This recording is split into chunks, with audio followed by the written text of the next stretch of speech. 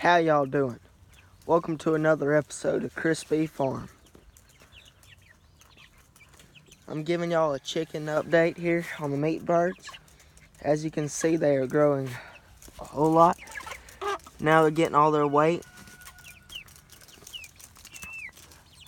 We've been having a whole lot of rain lately, so I put 2 tarps over it, some new ones, and Gorilla Tape them together. And I'll tell you, Gorilla Tape is a great tape because even in the weather, when it's wind's blowing hard and rain, it doesn't come off. It's good tape. And we've been just working them up down here,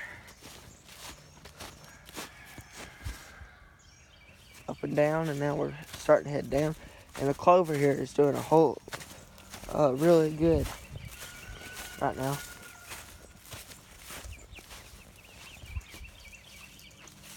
They drink a whole lot of water now. I'm about to build another coop right next to it and put 18 in each.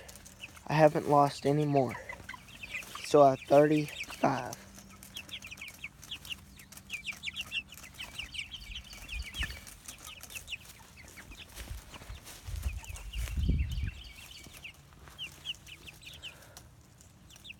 Well, thank y'all for watching.